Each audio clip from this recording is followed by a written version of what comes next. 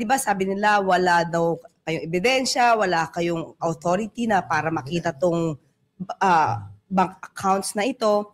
Pero natatandaan namin, kahit si Deputy Ombudsman, Karandang, right po? Yeah.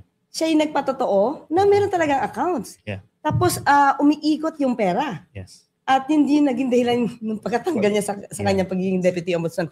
So, in other words, yung sinabi niyo po, na patutuhanan through Deputy Karandang, Deputy Ombudsman Karandang, at may dokumento yun. Yes. Yun na nga, sana kung natuloy yung impeachment, lalabas yun.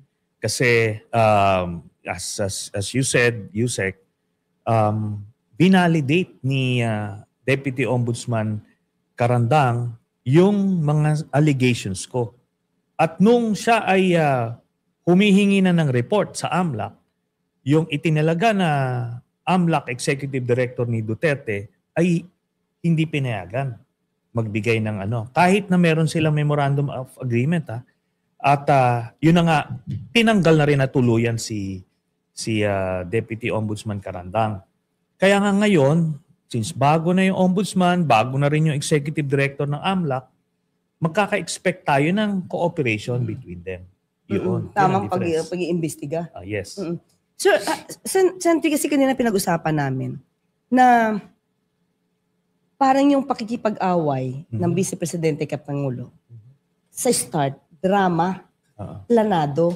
Kasi nabasa ko po na, di ba, na-activate yung VP SPG. At ang nakita naming dahilan, nabasa ko, at words to from the Vice President, na kailangan niya yon kasi baka dumating yung time na magkaroon ng strained relationship ang Presidente at ang Vice Presidente.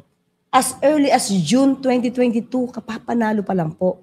So, parang inaisip po tuloy namin, although sabi namin, pwedeng tama, pwedeng mali, na may plano. May plano na ito talaga mangyayari. Parang magiging Gloria 2.0 nga, kaya siya nag-Vice Presidente. So, tama po ba? Sentry, bigyan niyo po kami ng knowledge about this. Yung VP-SPG po ba talagang kinreate dahil pagka nagkaroon ng strained relationship yung Presidente at Pangulo, meron siyang sariling protection? Okay, let me backtrack a bit, Yusek Claire. At dadagdagan ko yung impormasyon na ibinigay ninyo. In fact, as early as nung nag-usapan sila na nung hinihikayat si VP Sara na maging Vice President ni President Marcos, noon pa lang ay sinasabi na mismo ni Sara na okay lang yung Vice President kasi yung marami naman daw pwedeng mangyari sa Presidente. Pwede daw malason, pwede mapatay, pwedeng magkasakit, marami. Nagbigay na siya ng insinuation na ganon. At yun na nga mismo ang plano. So, una, bago yung sa VPSG na yan, hiniling niya kay President Marcos na siya ang maging Secretary of National Defense. Kasi precisely gusto niyang hawakan yon para kung kailangan niya ng patalsikin si President Marcos, nasa kanya na yung pwersa. So, in addition sa VPSG, meron pa siyang National Defense. Kaso nga, buti na lang, siyempre, nakutuban din niya ni President Marcos, kaya hindi sa kanya ibinigay yung DND at nilagay siya sa DepEd. Na yun na nga, nakita naman natin na hindi naman nag-perform. Tapos, humingi ng confidential funds. So, ganun po yun. So, in other words talaga, na meron ng parang intel in a way, na gano'n talaga yung plano. Yes. Nung pinag-aaralan namin to, inibisigahan namin ito, ang unang galaw nila na patalsikin si President Marcos happened as early as January of 2023. Mga 6 months, 7 months after nag-assume. Nung mga panahon na yon, hindi pa naniniwala si President Marcos na siya ay nais patalsikin, no?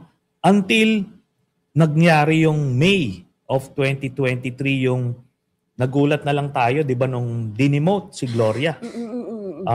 Tapos, the following day, galit na galit si VP Sara na tinawag na tambaluslos si Speaker. So, doon pala, naisa nilang mapatalsik si President Marcos via impeachment. So, si Gloria, that time, GMA, nais patalsikin na speaker si Speaker Romualdez para siya yung uupo, tapos magpa-file sila na impeachment. So, doon pa lang nila lumiwanag na talagang may plano. Kaya after that, puro paninira na kay Pangulo Marcos Jr. Kasama na yung mga issue, kung ano na ng mga issues binigay nila. Yun na. Sunod-sunod na yun.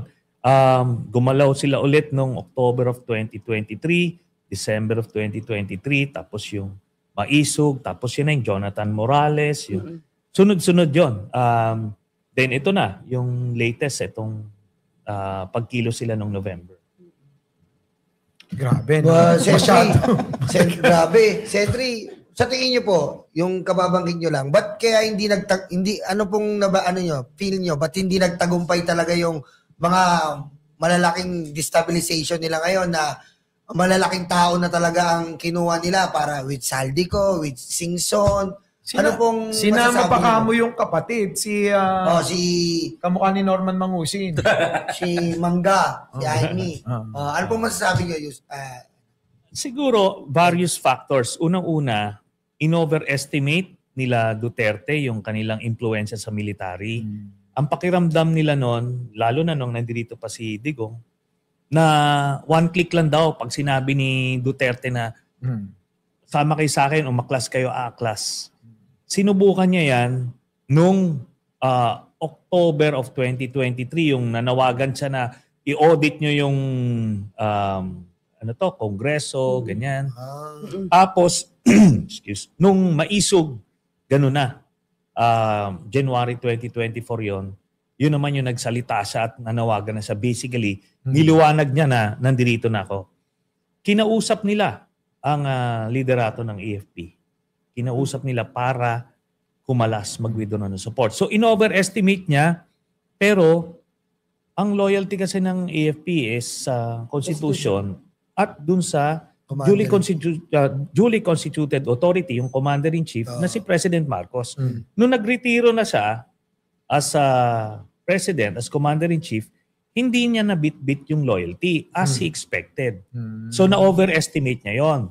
At the same time, na-underestimate din nila si President Marcos.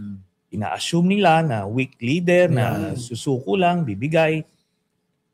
So, yun ang two major factors na I think na kung bakit hindi nagtagumpay yung mga galaw na yun.